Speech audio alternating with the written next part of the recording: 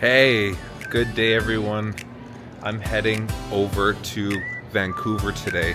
I had to think about it for a second because we have like 4 flights coming up in the next 2 weeks. So I'm just gonna be all over. So we're taking a flight out of Winnipeg. So just come with me here.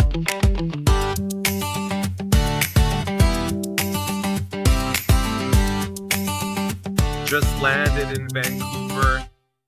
Going to the event now.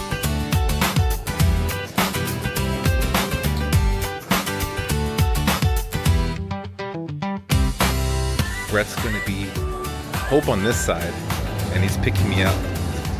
So I don't have to Uber today. Don't gotta take the SkyTrain, even though the SkyTrain is amazing and efficient. But we're going on down.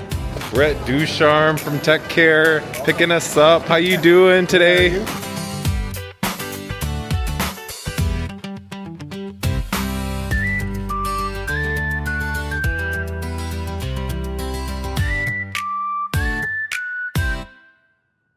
Yo, we just made it. What hotel are we at? We're at the Hilton. Thank you so much. Let's go on in. This is the room they got me. Thank you so much. University. My brother's here before we go. We're gonna walk to the event. It's only a 10-minute walk. Beautiful views though. You're gonna see the mountains over here. Speaking at 11 a.m. It's gonna be an hour presentation. I'm really excited to share some of the things that I've seen for gaps and challenges when it comes to northern and rural people who are living in Canada. And Vancouver's beautiful, so come on.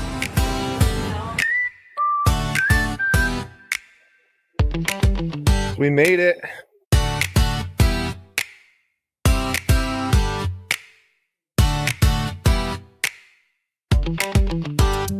Good morning, everyone. I'm so grateful to be here. Tons of new faces, and I'm so grateful for that. So what's really exciting is some of this information, maybe some of you haven't heard it before, and that's what I'm really excited about. So currently I live in Winnipeg, Manitoba, and this is where Teqare actually, our head office is. So it allows us to go kind of anywhere in Canada quite easily. So I'm gonna go into who are we, digital landscape, unique challenges, what we deliver for Teqare, opportunities for change, and then some highlights, some photos. So what is Teqare? We're a tech training company. We have First Nation trainers. We go all over and do training. What sets us apart from other companies is we're willing to go anywhere. And I was telling someone the other day that we've taken boats, we've taken ATVs, we've taken float planes, we've taken bush planes to get to the most remote places in Manitoba, as far north as Churchill.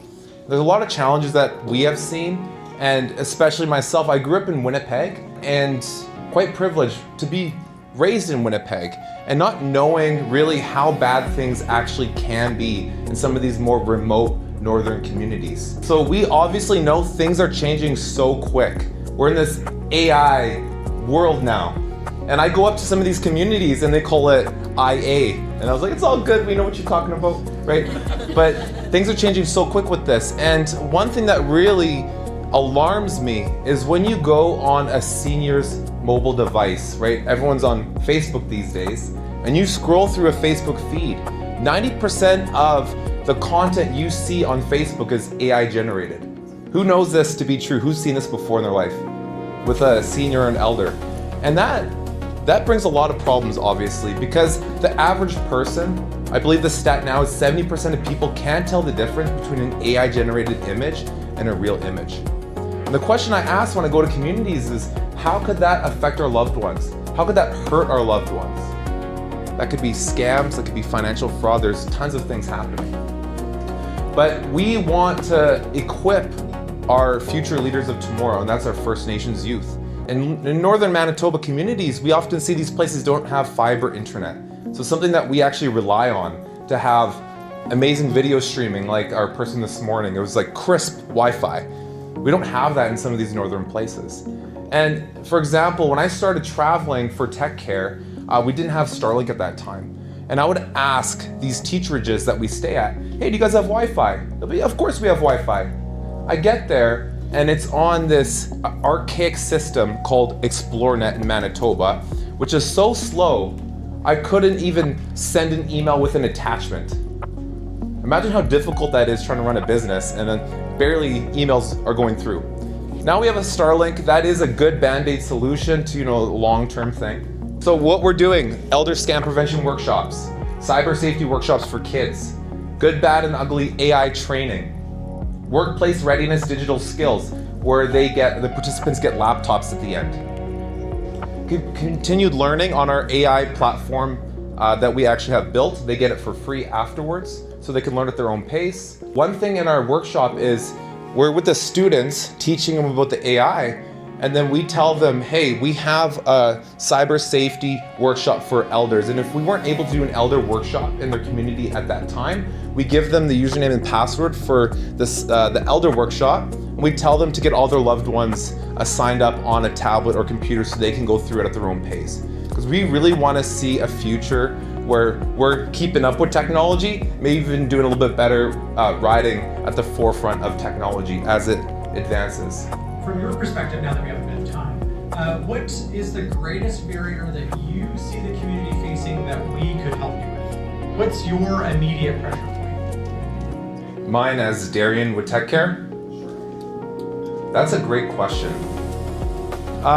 Okay, well, I'll tell you the biggest problem that I have and the solution that we just implemented. So we've been a corporation the last couple of years, and I recognize that the most vulnerable people that we want to serve and work with often don't have the budget to fly someone out.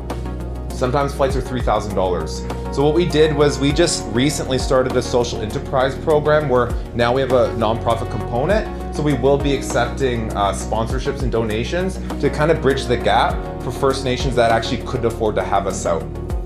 We could do virtual with them, but it's not the same. When we're talking to some of these First Nation leaders, they're like, we want you here in person.